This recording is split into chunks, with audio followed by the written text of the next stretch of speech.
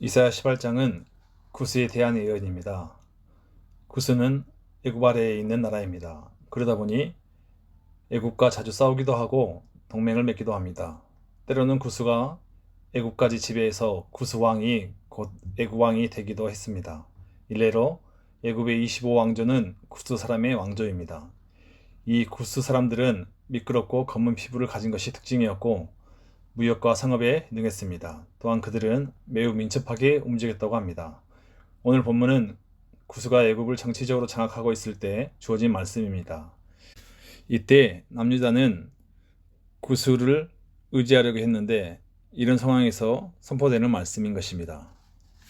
1절에 강 건너편 날개치는 소리 나는 땅, 2절에 강들이 흘러나누인 나라, 장대하고 준수한 백성, 시체부터 두려움이 되며 강성하여 대적을 받는 백성은 모두 구스를 가리키는 표현입니다. 1절에 날개치는 소리 나는 땅이란 습지가 많아 곤충들이 많이 서식한 땅이라는 의미일 수도 있고, 아니면 강이 많아 강물이 철썩거리는 소리가 늘 들리는 땅이라는 의미일 수 있습니다. 여하튼 구스의 자연적인 환경을 가리키는 표현입니다. 2절에 장대하고 준수한 백성, 시초부터 두려움이 되며 강성하여 대적을 밟는 백성은 당시 구스의 강한 힘을 보여줍니다. 이사야 선지자 당시 구스는 상당한 힘을 가지고 애굽을 장악했습니다. 그리고 아수르와도 맞서 싸워볼 만한 힘을 가지고 있었습니다. 이런 구스가 지금 갈대 배를 띄워 사신을 보냅니다. 이 사신은 남유다로 보내는 사신으로 보여집니다. 2절 하반절은 번역이 좋지 않습니다.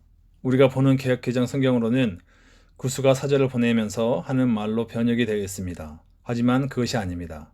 이 말은 남유다에 온 구스의 사절을 향해 선지자가 하는 말입니다. 뭐라고 하느냐? 한마디로 너희 나라로 빨리 돌아가라는 것입니다.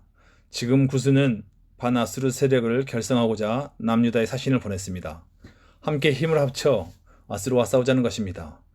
남유다의 입장에서는 이 제안이 솔깃합니다. 지금 북방의 아수르에게 위협을 당하고 있는데 구스와 연합하여 구스를 의지하면 안전할 것 같았습니다. 그래도 구스가 지금 남방의 강자입니다. 애굽까지 장악하고 있습니다. 그러니 구스를 의지하면 아수르와 싸워 승산이 있어 보이는 것입니다. 그런데 선지자 이사야는 그런 생각을 꾸짖습니다. 여호와를 의지하지 않고 강대국을 의지하는 동맹정치는 불신앙의 행태입니다. 그래서 이사야는 동맹정치를 추구하지 말고 여호와를 의지할 것을 거듭 촉구합니다. 이런 맥락에서 동맹을 맺고자 찾아온 구스의 사신들을 향해 너희 땅으로 돌아가라고 외치는 것입니다. 남유다의 통치자들은 반아수르의 연합을 구축하려는 구스의 제안을 거절해야 합니다. 남유다와 예루살렘의 운명은 강대국에 달려있지 않습니다. 여호와께 달려있습니다. 그러니 여호와 하나님과의 연합을 최우선으로 해야 하는 것입니다. 지금 남유다가 의지하려고 하는 구스는 결국 망하게 됩니다. 하나님께서 그렇게 행하십니다. 1절 맨 앞에 보면 슬프다라고 합니다. 구스는 지금 여기저기 사신을 보내며 반아수르 동맹을 구축해서 자기 세력을 유지하고자 합니다. 하지만 구스는 얼마 못 가 망합니다. 그래서 구스를 향해 슬프다라고 하는 것입니다. 구스의 멸망에 관한 말씀이 3절부터 6절입니다. 선지자는 세상 모든 주민을 향해 산들을 위해 기치를 세우거든 보고 나팔을 불거든 들으라고 합니다. 구스의 심판에 대한 여호와의 계획을 세상 모든 주민들이 다 보고 듣도록 공개하는 것입니다. 땅의 모든 사람이 여호와께서 구스에 행할 일일의 증인이 될 것입니다. 하나님 지금 하늘에서 조용히 모든 것을 바라보시며 감찰하고 계십니다. 이 하나님의 조용한 감찰은 침묵으로 여겨집니다. 이러한 침묵은 종종 하나님이 계시지 않는 것으로 오해되기도 합니다. 하지만 하나님의 침묵은 때를 기다리는 침묵입니다. 하나님이 당신이 정하신 때를 차기까지 조용히 기다리시지만 때가 되면 지체하지 않고 신속하게 움직이십니다. 4절은 조용히 감찰하시지만 때가 되면 일하시는 하나님을 비유적으로 말하고 있습니다. 4절에 보면 하나님이 조용히 감찰하심은 쬐 있는 일광 같고 가을 더위에 운무 같다고 합니다. 일광이란 밝은 햇빛을 가리키고 운무는 밤에 이슬이 되는 가벼운 구름을 뜻합니다. 이 햇빛과 이슬은 곡식을 여물게 하는 것인데 하나님의 조용한 감찰 속에서 심판의 날을 연결하는 것입니다. 그리고 때가 되면 심판하십니다. 5절은 때가 되어 행해지는 하나님의 심판을 포도 농사에 빗댄 것입니다. 포도 농부가 아무 때나 낫으로 가지고 덩굴을 잘라내지 않습니다. 꽃이 지고 포도가 여물어갈 때 열매가 잘 자라도록 가지치기 작업을 합니다. 그때 포도원 농부는 낚시로 열매를 맺지 못한 싹과 잎사귀와 가지를 다 잘라냅니다. 그처럼 하나님께서도 이제 때가 되면 잘라낸 것들을 다 잘라내 버리십니다. 그리고 잘라낸 싹과 가지를 산의 독수리들과 땅의 들짐승들에게 던져버리십니다. 때가 되면 여호와께서 구스를 심판하사 사나운 적의 먹이가 되게 하시는 것입니다. 구체적으로 말한다면 구스는 아수르의 먹이가 될 것입니다. 구스는 유다와 주변 나라들을 끌어들여 반아수르의 연합을 꾸미고 꾀했습니다. 그러나 구스의 운명은 결국 아수르에게 망하는 것입니다. 그것이 하나님께서 정하신 역사의 흐름입니다. 지금 이 말씀은 구스를 의지하려는 남유다를 향한 경고의 말씀입니다. 하나님의 경륜에 따라 구스는 결국 아수르에게 망합니다. 그런데도 구스와 동맹을 맺어 아수르의 위협으로부터 벗어나려고 한다면 이는 심히 어리석은 일입니다. 결국 이 말씀 앞에서 남유다는 선택해야 합니다. 장차 망하게 될 구스와 손잡고 같이 파멸의 길로 갈 것인가? 아니면 구스를 심판할 아수르를 부리시는 하나님의 손을 잡을 것인가? 하나님의 역사 경영 가운데 망해버릴 구스를 의지할 것인가? 아니면 역사의 주관자 되시는 하나님을 의지할 것인가? 그 선택이 남유다의 미래를 결정지을 것입니다. 이러한 선택은 오늘 우리에게도 다가옵니다. 이 세상을 살아가면서 세상이 강해 보이고 힘 있어 보입니다.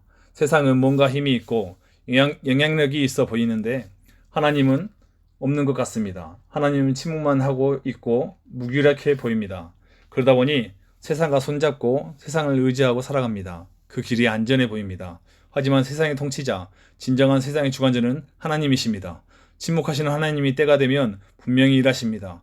무너뜨릴 것을 무너뜨리시고 심판할 것을 심판하십니다. 망할 것은 다 망합니다. 그때가 되면 무너질 것, 망할 것을 의지하며 살았던 인생도 같이 무너집니다. 심판당할 것을 붙잡고 살았던 인생도 같이 심판당합니다. 그러니 여러분, 하나님을 무시하며 세상 것 의지하지 마십시오. 진정한 역사의 주관자, 참된 세상의 통치자는 하나님이십니다. 이를 알고 그 하나님 붙잡고 하나님 의지하며 살기를 바랍니다. 그 길이 참된 안전과 생명을 보장받는 길이 될 것입니다. 오늘 본문 마지막 절인 7절은 먼 미래에 있게 될 구스의 회복입니다.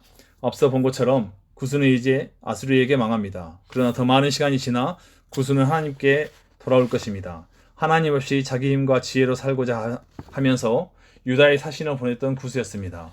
그 구스가 이제는 하나님께 예물을 드리기 위해 하나님이 계신 시온을 찾아옵니다. 심판을 통해 자신의 교만과 어리석음을 깨닫고 여호와가 역사의 주관자이심을 인정하고 여호와께로 돌아오는 것입니다. 이 구스의 회복은 예수 그리스도께서 오시고 열방이 주께 돌아오는 맥락에서 이루어집니다. 하나님은 아브라함의 복이 이방인들에게도 주어질 것을 말씀하셨는데 예수님 오심으로 그 말씀이 성취됩니다. 예수 그리스도께서 오신 이후 수많은 이방인들이 예수를 믿어 하나님의 백성이 되었고 이방인들에게도 아브라함의 복이 주어졌습니다. 그런 가운데 구스 곧 오늘날의 에티오피아 사람들도 예수님을 구주로 믿고 여호와 하나님을 섬기는 백성이 되었습니다. 한때 교만했던 구스가 이제 예수 그리스도 안에서 하나님을 인정하고 섬기는 백성이 된 것입니다. 이 회복은 이미 이루어졌고 지금도 계속 이루어져 가고 있는 일입니다.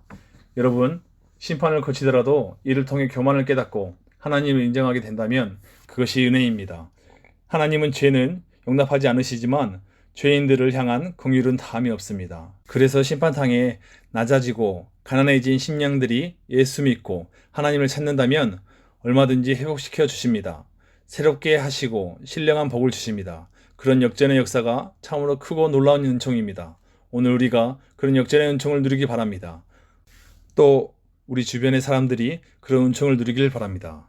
기도하시겠습니다. 진정한 역사의 주관자가 되시며 오늘 세상의 통치가 되신 하나님과 세상의 선택의 순간에 어리석은 선택을 하지 않게 하시고 늘 부족하고 죄로 얼룩진 인생을 궁일함으로 참고 기다리시며 용서하시는 하나님을 의뢰하는 복된 하루가 되기를 간절히 기도합니다. 예수 그리스도는 받들어 기도드립나이다. 아멘.